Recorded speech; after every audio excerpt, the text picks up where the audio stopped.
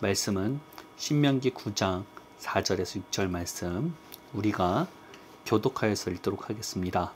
내 하나님 여호와께서 그들을 내 앞에서 쫓아내신 후에 내가 심중에 이르기를 내 공의로움으로 말미암아 여호와께서 나를 이 땅으로 인도하여 들여서 그것을 차지하게 하셨다 하지 말라. 이 민족들이 악함으로 말미암아 여호와께서 그들을 내 앞에서 쫓아내심이니라. 네가 가서 그 땅을 차지하면 내 공의로 말미암음도 아니며 내 마음이 정직함으로 말미암음도 아니요 이 민족들이 악함으로 말미암아 내 하나님 여호와께서 그들을 내 앞에서 쫓아내심이라. 여호와께서 이에 같이 하시면 내 조상 아브라함과 이삭과 야곱에게 하신 맹세를 이루려 하심이니라. 함께 읽겠습니다. 그러므로 내가 알 것은 내 하나님 여호와께서 내게 이 아름다운 땅을 기업으로 주신 것이 내 공의로 말미암음이 아니라 너는 목이 굳은 백성이니라. 아멘.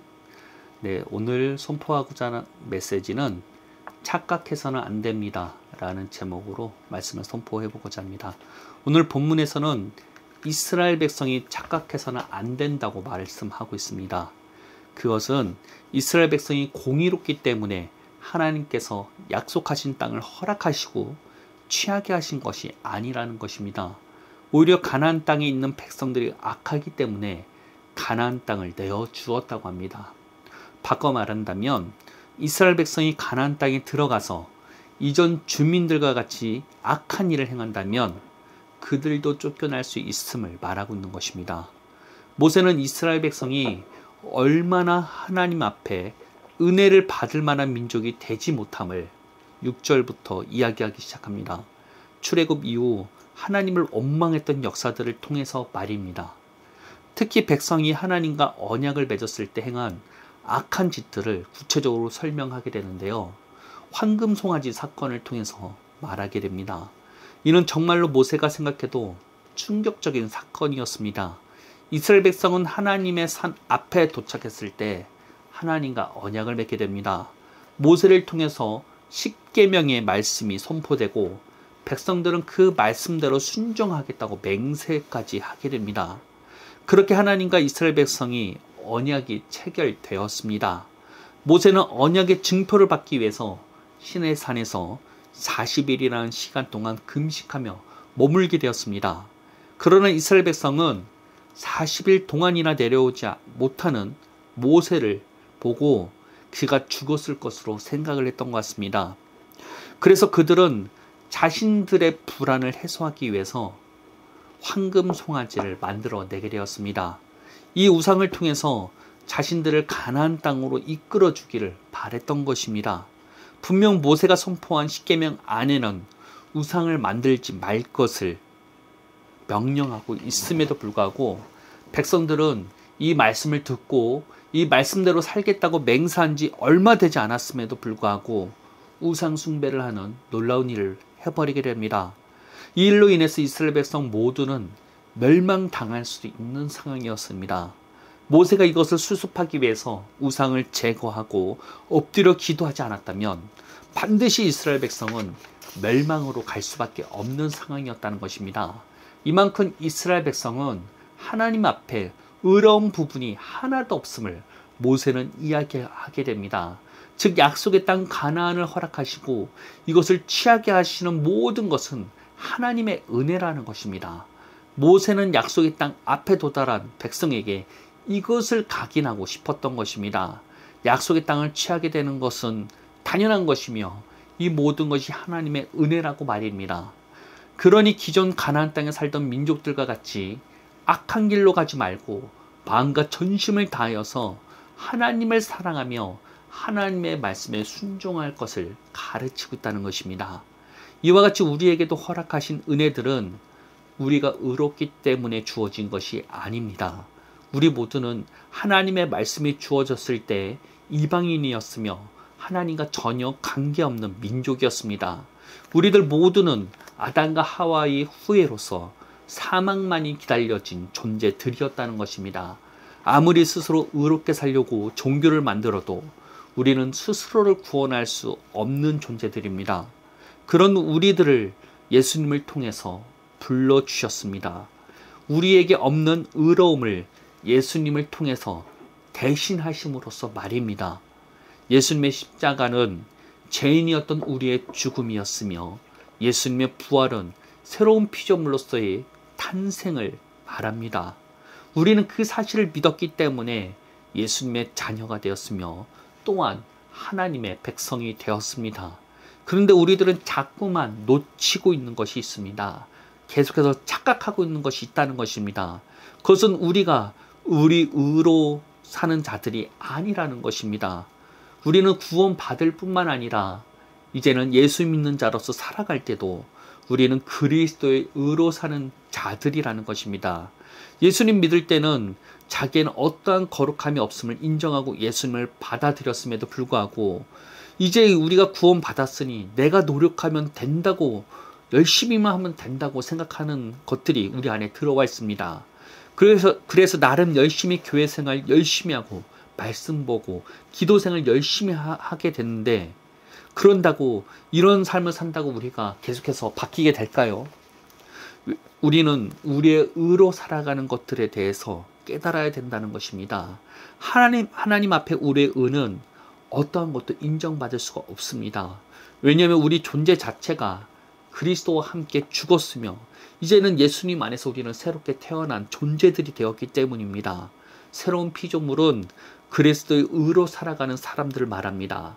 날마다 그리스도의 옷을 입는 삶을 살아야만 된다는 것입니다. 이 삶은 구 언약을 맺었던 백성들처럼 하나님의 말씀을 지키기 위해서 내가 힘쓰는 상관은 다르다는 것입니다. 다른 종교와 같이 고행을 통해서 스스로 거룩해지기 위해서 노력하는 상관은 완전 다른 삶이라는 것입니다. 우리에게 주어진 길은 날마다 믿음으로 그리스도를 옷 입는 삶입니다.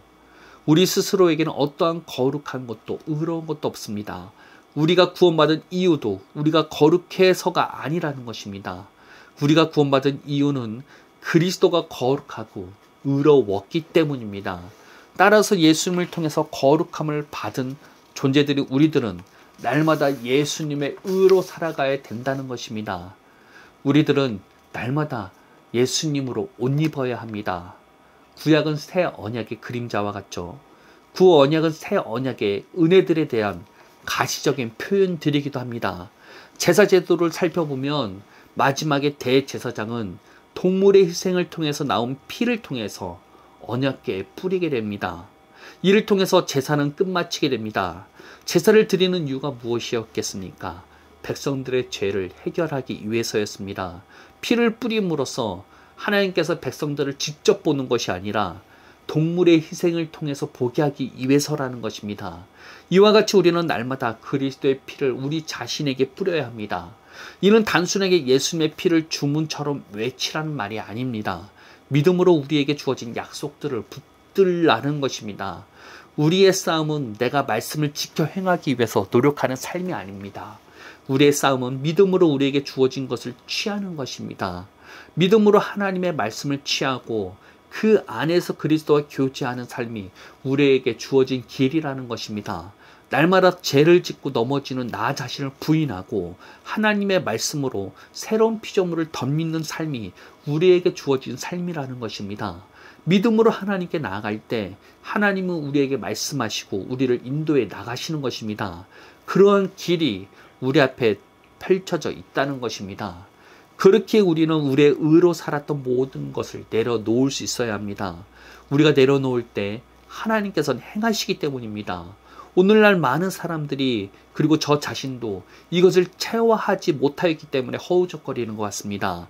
이미 하나님께서 예수님을 통해서 우리에게 길을 열어주셨음에도 불구하고 그 길이 어떤 길인지 모르고 들어가지도 못하고 있는 게 오늘날 신앙인들의 현실이 아닐까요? 하나님께서 우리에게 허락하신 좁은 길, 좁은 문은 절대 우리의 의로 걸어갈 수 있는 길이 아니라는 것입니다. 자기를 부인하고 그리스도로 옷 입는 자들만이 걸어갈 수 있는 길입니다. 날마다 믿음으로 하나님의 말씀을 붙잡는 사람들이 걸어갈 수가 있는 길입니다. 기억하셔야 합니다. 우리에게 주어진 은혜는 우리가 거룩하고 의롭기 때문에 주어진 것이 아니라는 것입니다. 그리고 그 은혜로 주어진 삶 역시도 우리 스스로의 의로 걸어갈 수 없는 길입니다. 그리스도의 의로 살아야 합니다. 이는 믿음으로 붙잡는 방법밖에 없습니다. 상황과 환경이 어떠할지라도, 내 모습이 어떠할지라도 보이는 대로 믿고 사는 삶이 아니라 날마다 하나님의 말씀을 주장하며 하나님의 말씀대로 바라보는 삶을 살아야 합니다. 이 말씀이 모두에게 깨달아지고 알아지는 것은 아닙니다. 알았다 할지라도 이러한 삶이 사라지는 것이 쉬운 것이 아닙니다. 우리가 깨닫고 하나님의 말씀을 선포하기 시작하면 하나님께서는 이 말씀을 우리가 직접 체험하도록 여러 가지 일들을 허락하시게 됩니다. 하나님의 말씀이 생각나지 않을 만한 상황들이 우리 앞에 펼쳐지게 된다는 것입니다. 그럴 때 우리가 하나님의 말씀을 붙잡고 인내하는 시간을 가질 때 그 말씀이 정말 나의 것이 되는 것입니다. 수많은 사람들이 여기를 통과하지 못하고 있습니다. 이제는 넘어서시기를 바랍니다. 어떠한 상황이 닥친다 할지라도 예수님만 바라보시기를 바랍니다. 예수님을 통해서 우리에게 주어진 약속에 초점을 맞추시길 바랍니다. 반드시 우리는 승리할 수 있습니다. 이것을 날마다 넘어설 때마다 우리는 주님 안에서 그리스도의 의로 살아가는 것을 체험하게 되는 것입니다. 그래서 좁은 문, 좁은 길이라 하는 것입니다. 이 길은 지식만으로 갈 수 있는 길이 아닙니다.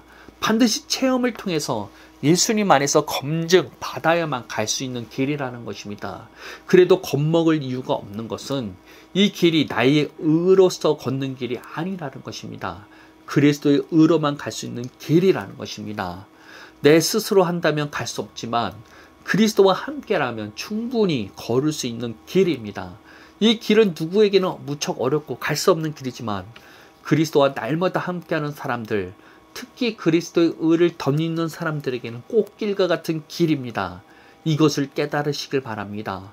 하나님께서 허락하신 은혜는 자기 의로는 절대 걸을 수 없다는 것입니다. 그리스도의 의를 가져야만 합니다.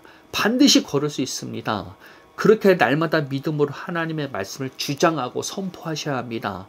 어떠한 상황 속에서도 닥쳐오는 상황에, 그리고 내 마음의 소리에 귀 기울이지 마시고 하나님의 말씀을 선포하시길 바랍니다. 예수님께서 시험 당하셨을 때를 기억하셔야 합니다. 마귀는 여러 가지로 예수님을 유혹했습니다. 금식으로 굶주린 예수님께 돌이 떡이 되게 하라며 예수님을 유혹하였습니다. 모두가 예수님을 메시아로 인정하지 못할 뿐만 아니라 예수님이 누구인지도 모르는 상황 속에서도 성전 위에서 뛰어내림으로 예수님 스스로를 증명하라고 유혹했습니다. 뿐만 아니라 여러 고난이 있는 십자가의 길을 걷기보다 자신에게 절하면 이 세상을 그냥 주겠다고 고난의 길을 걷지 않아도 된다고 유혹했습니다. 예수님의 반응은 무엇이었습니까? 하나님의 말씀만 말할 뿐이었다는 것입니다. 그리고 사탄을 쫓아내셨습니다. 사탄에게 자기 생각은 이렇고 자기는 이렇다라는 말씀이 없으셨습니다. 하나님의 말씀을 있는 그대로 선포하시고 사탄을 쫓아내실 뿐이었다는 것입니다. 우리도 이와 같아야 합니다. 사탄은 여러 가지로 우리를 유혹하며 살아가지 못하게 합니다. 그럴 때 우리가 해야 할 것은 하나님의 말씀을 말하는 것입니다. 하나님의 말씀으로 나를 주장하는 것입니다. 그리고 사탄을 쫓아내는 것입니다. 이것이 그리스도의 의를 잇는 삶입니다. 이 길을 걸으시길 바랍니다. 하나님의 나라가 우리에게 이미 약속되어져 있습니다. 지금 당장 우리는 하나님의 나라를 취하고 체험할 수 있다는 것입니다. 이것을 깨닫고 취하시기를 예수님의 이름으로 축복하겠습니다. 더 이상 스스로의 의로 살아가는 삶이 아니라 그리스도의 의로 살아가시길 바랍니다. 우리에겐 어떠한 거룩한 것도 우리가 아무리 노력해도 우리는 거룩한 삶을 살 수가 없습니다. 그러나 그리스도의 의로 살아가는 삶은 그 삶이 날마다 변화되고 날마다 주님 안에서 승리할 수 있을 것입니다. 그동안 내가 했던 모든 것들을 내려놓으시길 바랍니다. 그 말은 그만두라는 것이 아닙니다. 주체를 바꾸라는 것입니다. 내가 아닌 그리스도가 나를 주장할 수 있도록 날마다 내 자신을 그리스도에게 내어드리고 하나님의 말씀으로 내 안에 있는 그리스도를 주장하시길 바랍니다. 예수님이 나의 주인이십니다. 예수님이 나의 주체가 되어야만 합니다. 그러기 위해선 내가 죽어야 된다는 것입니다. 내가 죽는다는 건 내가 단순하게 내 자신을 화를 참고 이런 것들을 말하는 게 아닙니다. 내가 죽는다는 것은 성경이 이미 내가 죽었음을 말하고 있기 때문에 그것을 믿음으로 붙잡는 것입니다. 그리고 믿음으로 하나님의 말씀으로 나의 부활을, 나의 새로운 피조물을 주장하는 것이 이제는 나의 주체를 바꾸는 삶의 시작이라는 것입니다. 그동안 내가 했기 때문에, 나의 의로 살았기 때문에 우리는 스스로를 평가하며 고통스럽고 괴로워합니다. 더 이상 이러한 평가가 내 안에서 이루어지지 않도록 그리스도로 살아가는 삶을 사시길 바랍니다. 우리에게 그 길이 이미 열렸음을 기억하시고 승리하시기를 예수님의 이름으로 축복합니다. 기도하겠습니다. 하나님, 우리에게 놀라운 하나님의 은혜가 있습니다. 그럼에도 불구하고 우리는 착각하여서 자기 의로 살았습니다. 내가 노력하면, 내가 열심히 하면 내가 변할 수 있고 내가 승리할 수 있을 것이라고 생각했습니다. 단단한 착각 속에 빠졌던 내 자신이 깨닫기를 원합니다. 내가 이제는 그리스도 안에서 이미 죽었음을 고백함으로써 나의 의가 아닌 그리스도의 의로 살아가겠습니다. 날마다 하나님의 말씀, 약속들을 선포함으로써 하나님의 말씀이 나의 정체성이 되게 하겠습니다. 하나님, 이거 삶이 정말로 내 삶 가운데서 승리로서 이겨질 수 있게 하여 주옵소서. 내게 주어지는 이 시험들이 나를 더욱더 단단하게 만들 수 있는 일들이 될 수 있도록 우리를 이끌어가 주옵소서. 예수님의 이름으로 기도합니다. 아멘.